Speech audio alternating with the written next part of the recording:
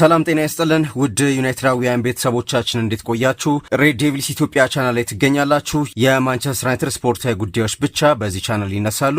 ታዲያ ለቻናላችን አዳዲስ የሆናችሁ ቤተሰቦች ከተከታተላችሁና መረጃውን ከወደዳችሁት ቻናሉን ሰብስክራይብ ማድረግ እንዳይረሳ። ሌሎች ውድ ቤተሰቦቻችን ደግሞ ቪዲዮን ላይክ በማድረግ እንድትጀምሩ በአክብሮት እንጠይቃለን። ዛሬም በጣም በርካታ ከዩናይትድ ጋር የተያዙ ስፖርታዊ ጉዳዮችን እናነሳለን። ማንቸስተር ዩናይትድና አማዞንን ያገናኘውን አስገራሚ መረጃ እናነሳለን። እንደዚሁም ደግሞ ትሬንት አሌክዛንደር አርኖልድ ወደ ዩናይትድ መምጣት አለበት ወይንም ዩናይትድ ይህንን ተጫዋች ማስፈረም አለበት ሲል የቀድሞ የማንቸስተር ዩናይትድ ተጫዋች አስተያየቱን ሰጥቷል። ማን የሚለውን እናነሳለን። ሃሪ ማጌርም ማርከስ ራሽፎርድን በተመለከተ አስተያየት ሰጥቷልና ይህንን አስተያየቱን እናነሳለን።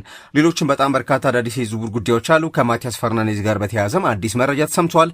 ማንቸስተር ዩናይትድ ለዚህ ተጫዋች ይፋዊ ጥያቄ ማቅረቡ ተሰምቷል። በተለያዩ መገናኛ ብዙሃን በስፋት ዛሬ እየተነሳ ያለ ጉዳይ ነው። ሌሎችም ወጣትና አዳዲስ ተጫዋቾች ከዩናይትድ ጋር ስማቸው እየተገናኘ ይገኛል። እነዚህን ሁሉ በስፋት ሰማላችሁ። ታዲያ እስከ መጨረሻው አብራችሁ እንድትቆዩ በአክብሮት እንጠይቃለን። በትላንትናው ፕሮግራማችን ላይ ሀሳብ አስተያየቶቻችሁን የሰጣችሁ ቤተሰቦቻችን ወደ በኋላ ስማችሁን እያነሳው አስተያየቶቻችሁን የማነሳ ይሆናል።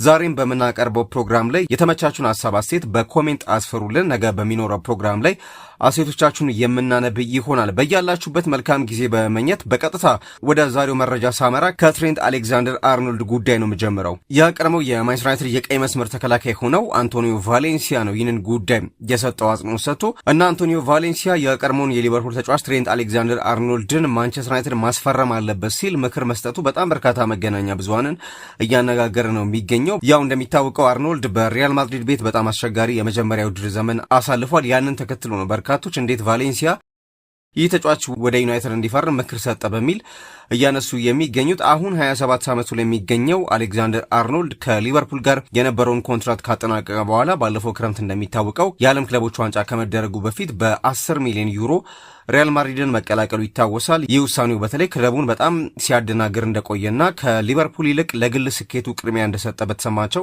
የሊቨርፑል ደጋፊዎች ዘንድ በጣም ከፍተኛ ቁጣን በወቅቱ ቀስቅሶ እንደነበር ታስታውሳላችሁ። እና አርኖልድ ወደ ሪያል ማድሪድ ያመራበት አንደኛው ጉዳይ የባሎን ዶር ሽልማትን በማሸነፍ ህልም ሰንቆ ነው ይባላል። አጀማመሩ ግን በጣም ፈታኝ ነበረ። ባሳየው በጣም ደካማ ብቃት ምክንያት ገና በመጀመሪያዎቹ ጨዋታዎች ከቋሚ አሰላለፍ ውጭ መሆኑ ይታወሳል። በተጨማሪም በጉዳት ምክንያት በውድድር ዘመኑ 21 ጨዋታዎች አምልጦታል። ነገር ግን ጉዳቱ ሲመለስ በማድሪድ ቤት ያለው ተጽዕኖ ያደገ ቢመጣም በነበረው ውጥረት የበዛበት የውድድር ዘመኑ ምክንያት ግን በታሰበው መልኩ ስኬታማ መሆን አልቻለም። በዚህ ምክንያት የዓለም ዋንጫው ላይ የመሳተፍ እድልም አጥቷል። እንደሚታወቀው በእንግሊዝ ብሔራዊ ቡድን አሰልጣኝ ቶማስ ቱኸል 2 ጊዜ ተጫዋቹን ሳይመርጡ እንደቀሩ እንደዚሁ የሚታወስ ነው።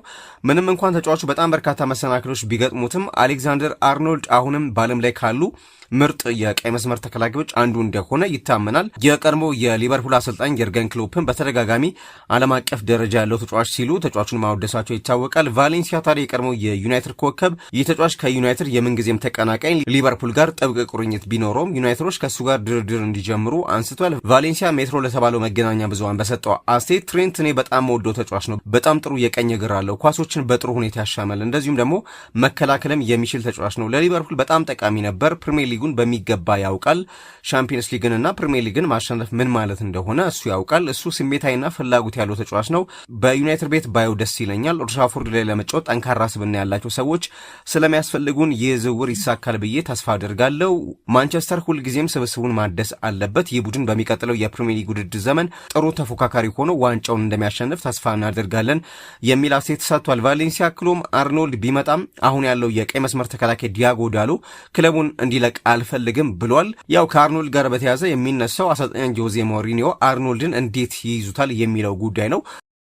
ተጫዋቹ በማጥቃት ረገድ አስደናቂ ብቃት ያለው ተጫዋች እንደሆነ አያጠራጥርም። ነገር ግን አልፎ አልፎ በመከላከሉ ረገድ ያሉበት ክፍተቶች ናቸው የሚነሱት እንደ ክፍተት። ጆዜ ታዲያ አርኖልድን በዝውውር ገበያው ላይ ለማውጣት ቢወስኑ እንኳን ዩናይትድ ከሱ ጋር ድርድር ውስጥ መግባቱ በጣም ያልተለመደና አስገራሚ መረጃ ሊሆን እንደሚችል በርካቶች እያነሱ ነው። አንቶኒዮ ቫሌንሲያ ግን ይህ ተጫዋች ወደ ኦልድ ትራፎርድ እንዲመጣ ምክሩን በዚህ መልኩ መስጠቱ በተለያዩ መገናኛ ብዙሃን በተለይ ሜትሮ በስፋት ያነሳው ጉዳይ ሆኗል። ሌላኛው ማንቸስተር ዩናይትድ በአማዞን ዶክመንተሪ ላይ ያሳለፈው ውሳኔ በጣም ትችት እንዲገጥመው አድርጎታል። በርካታ ትችቶችንም በዚህ ምክንያት እያስተናገደ ነው የሚገኘው። ዩናይትድ ለ2026/27 የውድድር ዓመት የሜዳ ላይና ከሜዳ ውጭ እንቅስቃሴውን በአማዞን ፕራይም ኦል ኦር ነቲንግ ዶክመንተሪ እንዲቀረጽ ስምምነት ላይ መድረሱ እየተነገረ ነው የሚገኘው። የቀድሞው የሲቲ የፋይናንስ አማካሪ ስቴፋን ቦርሰን ዩናይትድ ከዚህ ስምምነት ከ10 እስከ 15 ሚሊዮን ፓውንድ ገቢ ሊያገኝ እንደሚችል ቢጠቁምም ውሳኔው ግን ክለቡን በጣም ስጋት ላይ የሚጥል ነው የሚል አስተያየት ሰጥቷል።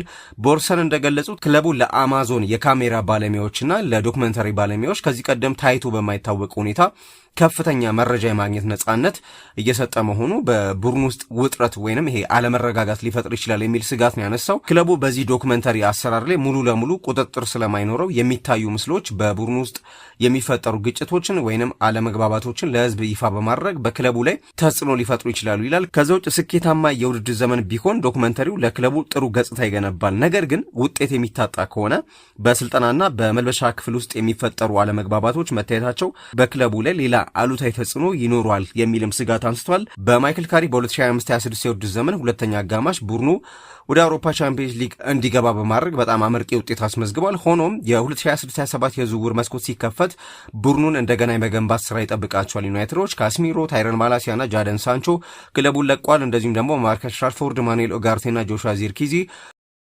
ቡድኑ ለቀው የሚወጡ ተጫዋቾች ናቸው እና ዩናይትድ የዶክመንተሪ ስምምነቱን በእርግጥ ከሲቲና ከአርሰናል ቀጥሎ የሚቀላቀል ቢሆንም የካሪክ ተግዳሮት በሜዳ ላይ ብቻ ሳይሆን በዚህ ዶክመንተሪ ፊትም የቡድኑን አንድነት ጠብቆ መቆየት ይሆናል የሚል ስጋቱን አንስቷልና ይህ ዶክመንተሪ ከወጣ ምናልባት አንዳንድ ጉዳዮች ከተጋለጡ የቡድኑን መንፈስ ሊረብሽ ይችላል የሚል ስጋት ነው ያነሳው። ከአማዞን ዶክመንተሪ ጋር በተያያዘ ያው ከዚህ ቀደም የአርሰናልን ጨምሮ ቅድም ያነሳሁትን የሲቲንም ዶክመንተሪ አማዞን እንደሰራ የሚታወስ ነው። ሌላኛው ዩናይትድ ዩሩጓይን ተጫዋች ማክሲ አራሆን ለማዞር አሁንም ክትትሉን እንደቀጠለ እየተነገረ ነው የሚገኘው። በስፖርቲንግ ሊዝበን የሚጫወተው የ26 ዓመቱ የግራ መስመር ተከላካይ ማክሲ አራሆ በክረምቱ የዝውውር መስኮት በዩናይትድ ከሚፈልጉ ተጫዋቾች መካከል አንዱ ነበረ።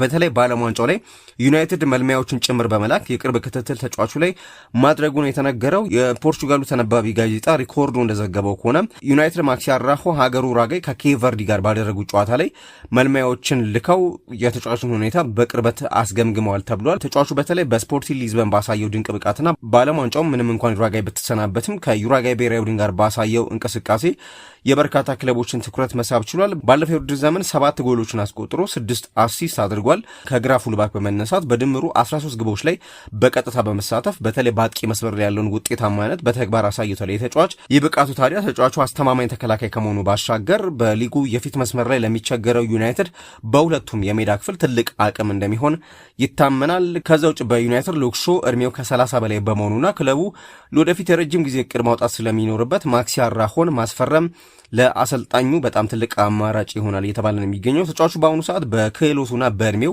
በጥሩ ብቃት ላይ የሚገኝ ሲሆን በቻምፒየንስ ሊግ ጭምር ከዚህ ቀደም በስፖርቲንግ ሊዝበን የተጫወተ በመሆኑ በፕሪሚየር ሊጉ ላይ ተጽዕኖ መፍጠር እንደማይከብደው ተንታኞች ያነሳሉ። ለተጫዋቹም ቢሆን እንደ ዩናይትድ ላለ ትልቅ ታሪካዊ ክለብ የመጫወት እድልን በቀላሉ ውድቅ ማድረግ ከባድ እንደሚሆንበት ይገመታል። ነገር ግን ዋነኛ ችግር ሊሆን የሚችለው በተጫዋቹ ውል ላይ የተቀመጠው የ80 ሚሊዮን ዩሮ የውል ማፍረሻ እንደሆነ እየተነገረ ነው የሚገኘው። ስፖርቲንግ ሊዝበን ተጫዋቹን በቀላሉ ለመልቀቅ ፍላጎት ስለሌለው ዩናይትድ ይፋዊ ጥያቄ ከማቅረቡ በፊት ክለቡ በድርድሩ ላይ መጠነኛ ቅናሽ እንዲያደርግ ይጠበቃል። ከተጫዋቹ ጋር ስማቸው የተያዙ ሌሎች ክለቦችን በመኖራቸው ማንቸስተር ዩናይትድ ዝውውሩን ቀድሞ ለማጠናቀቅ ፍጥነቱን መጨመርና ይፋዊ የዝውውር ጥያቄ ማቅረብ እንዳለበት በርካታ መገናኛ ብዙሃን እየዘገቡ ነው የሚገኙት። ከሊቭ ሳል በተጨማሪ ይሄኛውም የግራ ፉልባክ ተጫዋች በዩናይትድ እቅድ ውስጥ የተያዘ ተጫዋች እንደሆነ እየተሰማ ነው የሚገኘው። ሌላኛው ሃሪ ማጌር ማርከስ ራሽፎርድን በተመለከተ የተናገረውን አስተያየት እናንሳ። ማርከስ ራሽፎርድ በማንቸስተር ዩናይትድ ቆይቶ ለቦታው መታገል ከወሰነ ክለቡ በደስታ ይቀበለዋል ሲል ሃሪ ማጌር ገልጿል። ራሽፎርድ እንደሚታወቀው ከዚህ ቀደም በአሰልጣኝ ሩበን አሞሪም ስር ቦታ እንደማይኖረው ከተነገረ በኋላ ከኦልድ ትራፎርድ መልቀቁ ይታወሳል። በአስቶን ቪላ በ6 ወራት የውሰት ውል ከተጫወተ በኋላ ወደ ስፔኑ ባርሴሎና አምርቶ ጥሩ ሲዝን ማሳለፉ ይታወቃል። ባርሴሎናዎች ምንም እንኳን ተጫዋቹ ጥሩ የውድድር ዓመት ቢያሳልፍም በዚህ ክረምት መጀመሪያ ተጫዋቹን በቋሚነት የማስፈረም መብታቸውን ሳይጠቀሙበት እንደቀረ የሚታወቅ ነው። ባርሴሎናዎች በሱ ምትክ አንቶኒ ጎርደንን በ70 ሚሊዮን ፓውንድ ማስፈረማቸውን ተከትሎ ራሽፎርድ ወደ ዩናይትድ ይመለሳል። በመሆኑም ተጫዋቹ የቅድመ ውድድር ዝግጅቱን በዩናይትድ ለመጀመር ይገደዳል። ታዲያ ክለቡ እንደሚታወቀው በአዲስ አስተዳደርና በማይክል ካሪክ የተመራ መሆኑ ይታወቃል እና ሙሉ በሙሉ አብቅቶለታል በዩናይትድ ተብሎ ይታሰብ የነበረው የራሽፎርድ የዩናይትድ ሕይወት ያልተጠበቀ ለውጥ ሊያሳይና ዳግም ሊያንሰራራ ይችላል የሚሉ ሪፖርቶችም እየወጡ ነው። በነገራችን ላይ ታዲያ ይህ ተጫዋች አሁን በበርካታ የሊጉ ክለቦች እንደሚፈለግ ቢታወቅም ማጉዌር ግን በካሪክ ስር በዩናይትድ ሊያብብ እንደሚችል እምነት አለኝ ማርከስ ራሽፎርድ የሚል አስተያየት ሰጥቷል። ማጉዌር ዘ ሬስት ኢዝ ፉትቦል ከተሰኘው የፖድካስት ፕሮግራም ጋር ባደረገው ቆይታ ከራሽፎርድ ጋር በጣም አስደናቂ ግንኙነት አለን። ባለፉት ዓመታትም አብረን አስደናቂ ጊዜያትን አሳልፈናል። ምን ያህል ድንቅ ተጫዋች እንደሆነ አውቃለሁ። አሁን ግን ውሳኔው የክለቡና የማርከስ ራሽፎርድ ነው። የጋራ ስምምነት ላይ ማድረስ አለባቸው የሚል አስተያየት ሰጥቷል። አክሎም በእርግጥ ማርከስ ራሽፎርድ የሚመለስ ከሆነ ተመልሶ እንዲጫወት ደስተኛና በራሱ የሚተማመን እንዲሆን እፈልጋለሁ። ለሱም ሆነ ለክለቡ ትክክለኛ ውሳኔ መሆን አለበት። ነገር ግን ራሽፎርድ በሚቀጥለው የውድድር ዓመት ለማንኛውም ክለብ ቢጫወት ምን ያህል ታላቅ ተጫዋች ሊሆን እንደሚችል ሁሉም ያውቃል ሲል አስተያየቱን ሰጥቷል። ራሽፎርድ በእንግሊዝ ብሔራዊ ቡድን እያሳየው ባለው እንቅስቃሴ አሁንም ጥሩ ብቃት ላይ መሆኑን እያሳየ ነው የሚገኘው። እንግሊዝ በዓለም ዋንጫው ምድቧን በአንደኝነት አጠናቃ ወደ 32ቱ ማለፏ የሚታወቅ ሲሆን ከዲሞክራቲክ ኮንጎ ጋር በሚደረገው ጨዋታም ራሽፎርድ ከአንቶኒ ጎርደን ቀድሞ የመጫወት እድሉ ይኑሮ አይኑሮ ባይታወቅም ማውጌር ግን በተጫዋቹ ብቃት መደነቁን አልሸሸገም። ስለ ጨዋታው ሲናገርም በሚያደርጋቸው ነገሮች ሁሉ በጣም ቀጥተኛና ተስፋ ሰጪ ነበር። ቀርፋፋና ብዙ ትዕግስት ስለነበረብን የጋና ጨዋታ ተነጋግረን ነበር። እኛ የእንግሊዝ ደጋፊዎች ራሽፎርድ ምን ያህል ጎበዝ እንደሆነ እናውቃለን። በማንቸስተር ዩናይትድም ለብዙ ዓመታት አብሬ የመጫወት እድል አግኝቻለሁ። ስለዚህ በዚያ ቀጥተኛ የጨዋታ መንገድ ላይ ሲሆን ማንም ሊያቆመው አይችልም። በእንግሊዝ ብሔራዊ ቡድንም እያሳየን ያለው ያንን ብቃቱን ነው የሚል አስተያየት ራሽፎርድን በተመለከተ ሃሪ ማጌር ሰጥቷል። ማንቸስተር ዩናይትድ ከማቲያስ ፈርናንዴዝ ጋር ያለውን ጉዳይ ለማጠናቀቅ አዲስ የኮንትራት ጥያቄ ማቅረቡን በጣም በርካታ መገናኛ ብዙሃን እየዘገቡ ነው የሚገኙት። ዌስትሃሞች እንደሚታወቀው 80 ሚሊዮን ፓውንድ ነው የሚፈልጉት ከዚህ ተጫዋች ዝውውር። ዩናይትድ ግን ይህንን ሙሉ ዋጋ ለመክፈል ፍቃደኛ እንዳልሆነ ይታወቃል እና ከተጫዋቹ ጋር በተያያዘ አዳዲስ የዝውውር ጉዳዮችን በመዘገብ የሚታወቀው ማቴዎ ሞሬቶ የተባለው ጋዜጠኛ ሲናገር አርሰናል፣ ፓሪስ ጀርመንና ሪያል ማድሪድ የተጫዋቹን ሁኔታ ሲከታተሉ የነበረ ቢሆንም በአሁኑ ወቅት ግን ዩናይትድ ዝውውሩን ለመጨረስ ቀዳሚው ክለብ ነው የሚል አስተያየት ሰጥቷል። ከዛ በተጨማሪ ቶተናም በቅርብ ሳምንታት ውስጥ ከፍተኛ የደሞዝ ጥያቄ በማቅረብ ከተጫዋቹ ጋር የቃል ስምምነት ላይ ጭምር ደርሶ ነበር። ነገር ግን ተጫዋቹ ወደ ቶተናም ለመዘወር ፍቃደኛ ቢሆንም አሁንም ቢሆን የእሱ ቀዳሚ ምርጫ ወደ ኦልድ ትራፎርድ ማምራት ነው ብሏል። ቶተናም ከፍተኛ የገንዘብ አቅርቦት በማቅረብ ዝውውሩን ለመጥለፍ መሞከሩን ተከትሎ ዩናይትድ ከተጫዋቹ ወኪሎች ጋር አዲስ ግንኙነት ዛሬ አድርጓል ብሏል በመረጃው እና የዩናይትድ እርምጃ ከዌስትሃም ጋር ቀጥታ ድርድር መጀመር ይሆናል በቀጣይነት የሚል አስተያየትም እንደዚሁ አንስቷልና አሁን ላይ ከተጫዋቹ ጋር በአዲስ መልኩ በጣም ጠንካራ ድርድር ዩናይትድ መጀመሩ ነው ጋዜጠኛው የተናገረውና ስለዚህ ከቶተናም ይልቅ የተጫዋቹን ፍላጎት ወደ ማንቸስተር ዩናይትድ መምጣት በመሆኑ የዚህ ተጫዋች ዝውውር የጊዜ ጉዳይ ካልሆነ በቀር ዩናይትድ መሆኑ አያጠራጥርም ሲል በመረጃው አንስቷል። ከዛ በተጨማሪ ዩናይትድ ያው ቢያንስ 2 አማካዮችን ለማስፈረም እንዳቀደም እንደዚሁ ጋዜጠኛው በመረጃው አንስቷል። ከዛ ውጭ የወጣቱን ተጫዋች የኦርዞኮን ጉዳይ እናንሳ። ዩናይትድ ያው ከዚህ ተጫዋች ጋር ስምምነት ላይ የደረሰው ለፎርታሌዛ ዋናው የመጀመሪያ ቡድን ጨዋታ ሳያደርግ በፊት ነበር የቃል ስምምነት ከዚህ ወጣት ተጫዋች ጋር ያደረገው። ተጫዋቹ በደቡብ አሜሪካ ከ17 ዓመት በታች ሻምፒዮና ላይ ለኮሎምቢያ ብሔራዊ ቡድን ያሳየው ብቃት የዩናይትድን ቀልብ እንደሳበ ነው በወቅቱ ሲነገር የነበረው። ኦርዞኮ ከዚያ በኋላ ለፎርታሌዛ ዋናው ቡድን የመጀመሪያ ጨዋታውን አድርጓል። እስካሁን ባሉት ጊዜያት በ5 ጨዋታዎች ላይ ተሳትፏል።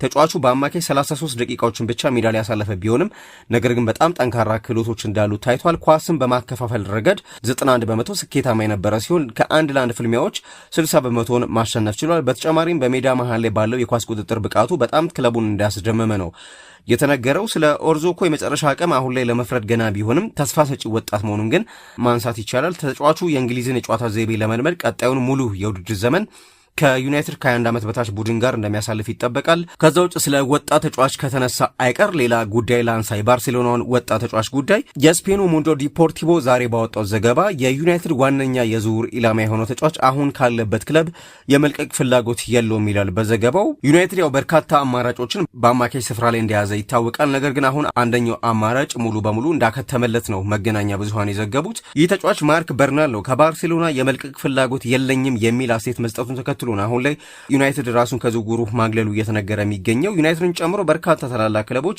ይህንን ወጣት አማካይ ማርክ በርናልን በቅርበት ሲከታተሉት እንደነበር ሙንዶ ዲፖርቲቮ ዘግቧል። ይህ ተጫዋች ያው በላሚሲያ አካዳሚ አድርጎ ወደ ዋናው ቡድን ከመጣ ጀምሮ በጣም ድንቅ ተሰጥኦ እንዳለው የተመሰከረለት ተጫዋች ነው። 19 ዓመቱ ላይ ይገኛል። ባለፈው የውድድር ዘመንም ለባርሴሎና 33 ጨዋታዎችን በማድረግ የማንቸስተር ዩናይትድን ቀልብ የሳበ ተጫዋች ነው። ይሁን እንጂ ዝውውሩ አሁን ላይ ኦን የመሆን እድሉ በጣም አናሳ ሆኗል። ዘገባው እንደሚያሳየው በርናል የወደፊት ህይወቱ ከባርሴሎና ጋር ብቻ እንደሆነ ወስኗል ይላል። ከክለቡ የመልቀቅ ሀሳብን ሙሉ በሙሉ ውድቅ አድርጓል ተጫዋቹ በተጨማሪ እስከ 2029 ድረስ የሚያቆይ ውል ያለው ሲሆን በባርሴሎና የውል ማፍረሻው ደግሞ 500 ሚሊዮን ዩሮ አካባቢ ነው። ይህ ማለት በቅርብ ጊዜ እሱን ከባርሴሎና ማስወጣት ወይም ማስኮብለል የማይታሰብ ነው። ይህ ውሳኔ ታዲያ ዩናይትድን በእጅጉ ያስደነገጠ መረጃ ሲሆን ለረጅም ጊዜ እቅዳቸው ሊሆን የሚችል ሌላ አማራጭ አድርገው ይመለከቱት ነበር። አሁን ግን ከዝውውሩ ራሳቸውን ማውጣታቸው እየተነገረ ነው የሚገኘው። ያው የዩናይትድ እቅድ አሁን ላይ ተቀይሯል። ዩናይትድ ከዚህ ቀደም እድሜያቸው የገፉ ተጫዋቾችን በማስፈረም ለረጅም ጊዜ አገልግሎት የማይሰጡና ከፍተኛ ደሞዝ የሚጠይቁ ተጫዋቾችን ሲያመጣ ነበረ። በዚህም ሲወቀስ ነበር። ነገር ግን በዚህ ክረምት የክለቡ ስትራቴጂ ሙሉ በሙሉ የተቀየረ ይመስላል። የ21 ዓመቱ ፈርናንዴዝን ብታነሱ እንደዚሁም ደግሞ ቶናሊንም 26 ዓመቱ ነው ብታነሱ ከነዚህ ተጫዋቾች አንዱን እንደ ኮቢ ማይኑ ካሉ ወጣቶች ጎን በማሰለፍ ለቀጣዮቹ ዓመታት የሚያገለግል ጥምረት ለመፍጠር ነው የሚያልሙት ዩናይትዶች። ለዚህም ነው ክለቡ እንደ በርናል ያሉ ወጣቶች ላይ ትኩረት አድርጓል እየተባለ የሚገኘው። ያ ኢኒዮሶች ያቀዱት የረጅም ጊዜ እቅድ አለ። ሁሉም የዝውውር እቅዶች እንደተጠበቁ ከተሳኩ ክለቡ በአማካይ ክፍል ላይ በቀጥታ ለዓመታት ምንም አይነት ለውጥ ማድረግ አይጠበቅበትም። በጣም ለረጅም ዓመታት የሚዘልቅ የአማካይ ክፍል መገንባት ነው የሚፈልጉት። ይህም በቀጣይ የዝውውር መስኮቶች ላይ ትኩረታቸውን በሌሎች ቦታዎች ላይ እንዲያደርጉና የአማካይ ክፍሉ በወጣቶች ብቻ እንዲገነባ ያግዘዋል ተብሏል። ነገር ግን ዛሬ በወጣ መረጃ ከማርክ በርናል ጋር ያለው የዝውውር ጉዳይ እንዳበቃ መረጃዎች እየወጡ ነው የሚገኙት። በመጨረሻም ኦማር ቤራዳ ስለ ሩበን አሞሪም ያነሱትን አስገራሚ መረጃ እናንሳና እናጠናቅ። ሩበን አሞሪም ለማንቸስተር ዩናይትድ ቁልፍ ሚና የተጫወቱ 4 ተጫዋቾችን አስፈርመዋል። ይህንን የተናገሩት ኦማር ቤራዳ ናቸው። ከዛ በተጨማሪ አሞሪም በኦልትራፎርድ የነበራቸው ቆይታ ሳይሳካ የቀረው ለምን እንደሆነ እንደዚሁ በግልጽ ተናግሯል። በኒውዮርክ በነበረው የፋይናንሻል ታይምስ ፌስቲቫል ንግግር ያደረጉት ቤራዳ አሞሪም የማያቋርጥ ጫናና ትችት ቢሰነዘርባቸውም የእግር ኳስ ፍልስፍናቸውን ለመቀየር ፍቃደኛ እንዳልነበሩ ተናግሯል።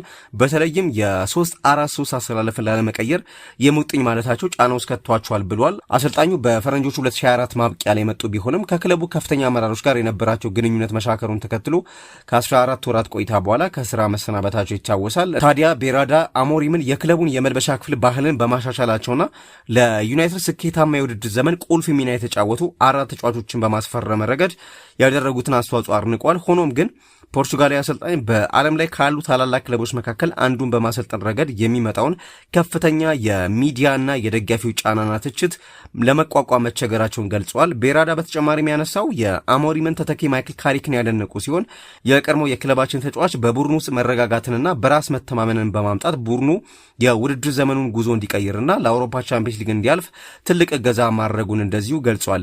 እና የግሌዘር ቤተሰቦች ክለቡን ለመሸጥ እያቀዱ ነው የሚባለውን ወሬ ውድቅም አድርጓል። የዩናይትድ ዋና ስራ አስፈጻሚ አሁንም ግሌዘሮች ለረጅም ጊዜ ለማንቸስተር ዩናይትድ ያላቸው ቁርጠኝነት የጸና ነው የሚል አስተያየት ሰጥቷል። ነገር ግን ያው ሩበን አሞሪምን በተመለከተ የተናገሩት ንግግር በጣም በርካቶችን እንዳስገረመ እየተነሳ ነው የሚገኘው። በመጨረሻም በትላንትናው ፕሮግራማችን ላይ ሀሳብ አስተያየቶቻችሁን የሰጣችሁን ቤተሰቦቻችን አላችሁ። የእናንተን ሀሳብ እንመልከት። አብዱል ሰመድ ፈሩ የዘውትር ተከታታያችን እንኳን ደህና መጣ። ዩናይትድ በዝውውሩ ላይ የነበረውን እቅድ በኡጋርቴ ጉዳት ምክንያት ሊፋለስ እንደሚችል መገመት የሚቻል ሲሆን እንደምንም ብሎ ማቲያስ ፈርናንዴዝና ሹዋሚኒን ማስፈረም ከቻለ ድንቅ የውድድር ዓመት የሚያሳልፍ ይመስለኛል። መልካም ዕድል ለሃያሉ ክለብ የሚል አስተያየት ሰጥቷል።